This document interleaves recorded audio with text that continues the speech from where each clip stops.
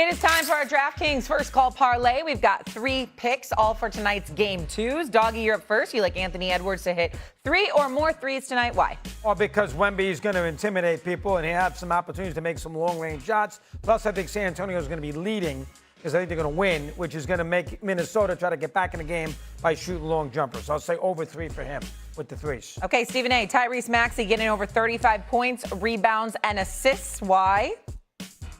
Because the Sixers are desperate. They don't want to go down 0-2. But most importantly, the biggest reason is that Tyrese Maxey is a superstar in this league. He's something special.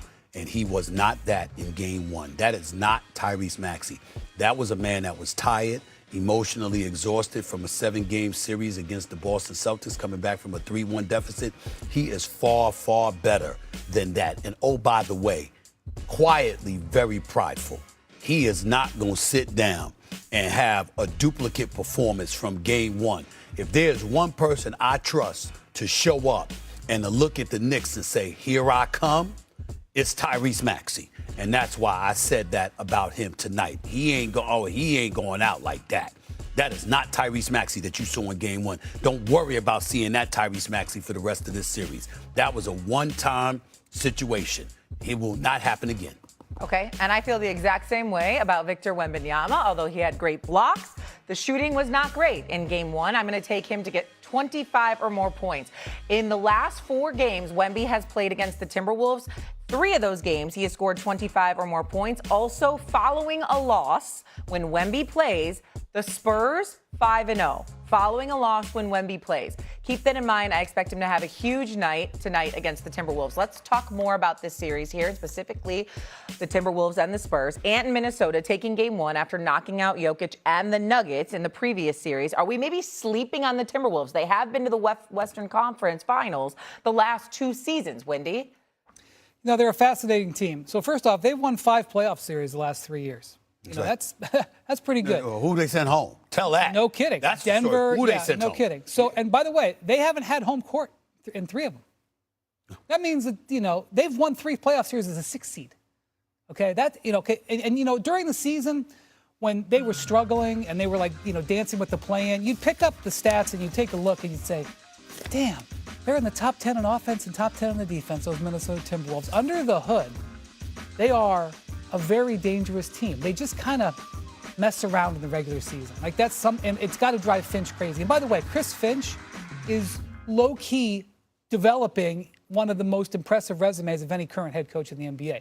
Because the way he's able to retrofit his team and play the games and move lineups around and stuff, he won the Game 7 the last round with a lineup he hadn't really played all year, and the way he works the referees, they got something going here. And the whole thing, everything about this series changed when that injury report came out on Sunday, Shea, and all of a sudden Ant Edwards was questionable. Yeah. Whoa. That means that this series is going to be, right from the start. So I will say this. Tonight, I think that one of the most important things is how much can Ant give. He played 25 minutes, and Finch did a great job, Stephen A. Yes. Of managing those 25 minutes he had, but he was exhausted at the end of the game. He made some fatigue mistakes. And, we never see Ant with more swag than when he wins a road playoff game. That's when he gives the best quotes, bring your ass and all that stuff. He could barely talk after that game. So how much, 2 days later, how much more can he give? Because you were right, Shea, it's going to need more because you're going to get a big game from Victor tonight. Go ahead, Doggy. Well, I do understand that San Antonio, a young team. We've been wondering when, in fact, his youth might come back and bite him in the rear end. We thought maybe it would be the Oklahoma series down the road. And now with Minnesota, great job by Wendy. They've won a lot of playoff series. I love Finch, too. Now we think maybe the youth will catch up to him. I'm not buying it. They were in a little trouble in Portland. Remember, they didn't have Wembanyama in Game 3 when they were coming off a loss. I think I'd be very surprised if the T-Wolves win this series. I really would. I said 5 before it began. I'll go 6 now. I think the Timberwolves will win another game. But, one thing about the Timberwolves, before we go out there and put them on a pedestal, including Anthony Edwards, can we also give you this stat before we go crazy? He's 2-8 in conference finals, okay? He got killed by Doncic. They lost in 5 games, and they were down 3-0. And then they got embarrassed last year by Oklahoma City.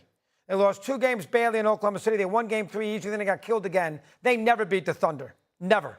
So they are 2-8. To be fair, I know they won a lot of playoff series, but in conference finals, they've lost 8 of 10, to be fair. So let's not go crazy on Minnesota quite yet. Well, you could talk about not going crazy on them, but give them credit because they weren't the better team. You understand? And they still got the back-to-back conference finals appearances. I understand that you bring up championships when you want to bring up championships and you ignore them when you want to ignore them because that's what your specialty is. But the fact is that if they were the favorites, your argument would be far stronger than them being a 6th seed. And by the way, think about who, like I said, Ant-Man has sent home. He has sent KD home. He has sent LeBron and Luka home. He has sent Jokic and Murray home. This is what he has done. He sent Devin Booker home. This is what Ant-Man has done. He's exhausted. He's expected to miss the game because his knee was jacked up. And he comes off the bench and gives you 18, okay, on better than 60% shooting. Show some damn respect. That's number one. Number two, when I think about the Minnesota Timberwolves, here's something else somebody else you got to give respect to. First, Coach Finch is doing a hell of a job.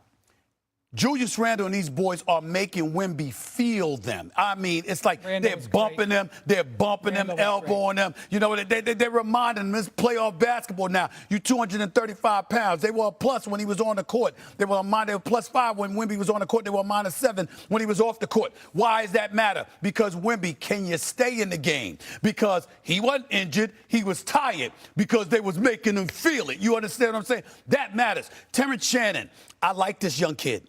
I like this kid that Finch has plucked off the bench. Built like a damn linebacker. Really, really fast. Very athletic. Skywalker as well.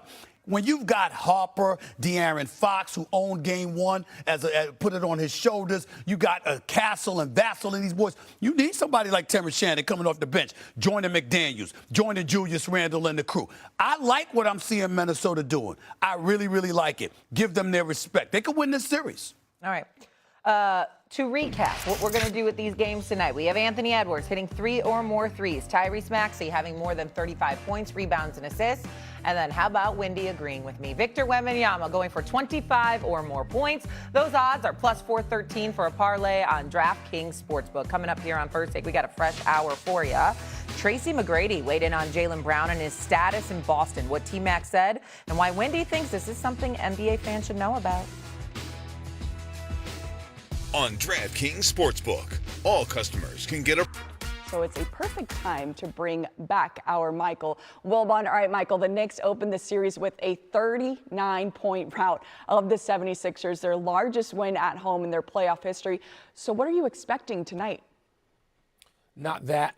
Not expecting that. I mean, there was a perfect storm for what happened in game 1 where Philadelphia was just hangdog tired, coming off a grueling 7-game series against Boston. And the Knicks are just flying after beating Atlanta by, 50 or so?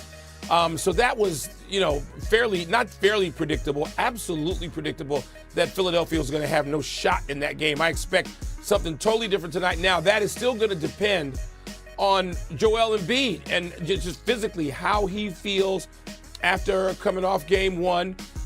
They were able to sort of limit those minutes, Nick Nurse was, and none of the starters played more than 26 minutes, which was probably a really smart way to go coming into game 2, so those guys could be much more rested even though there's only 1 day off. So I'm expecting to see a much different Philadelphia team than we saw in game 1. Yeah, they just have to trust the process. That's only a part of it. Knicks 6.5-point favorites to win tonight, by the way. All right, Michael, we know what Wemby brings on the defensive end. 12 blocks in game 1, but he shot 0 for 8 from 3 and scored just 11 points. So how do the Spurs get Wemby going on the offensive end? Well, they can get him going without 8 threes. I mean, that seems, for my taste, to be a little bit much. It's not that Wembanyama can't play that way, and if he's hot in the flow of a game, he may get to 8 threes or more threes, but that's not what happened here.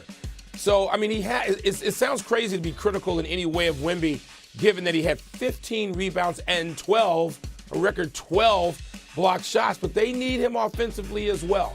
He doesn't have to have a 40-point night, but it's going to have to be not something that includes 0 for 8 and that much three-point shooting. He was fine from 2. So they're going to have to get him going on the move to really concentrate on that. But it's not just on him. The Spurs are going to have a better game against a veteran Minnesota team that, remember, has been to the Western Conference Finals each of the last 2 years.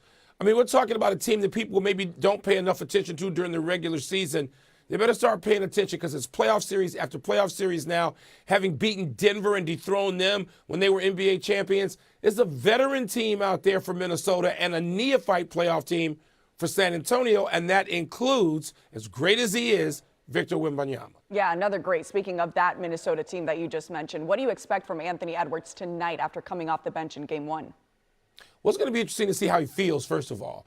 I mean, we're talking about a knee injury. I think he had more explosion than a lot of us looking on thought he would have to play that well offensively. But he was so critical of himself for giving up 2 offensive rebounds to the person he was guarding and matched up with late in that game and having a turnover, which almost, allowed San Antonio to win that game.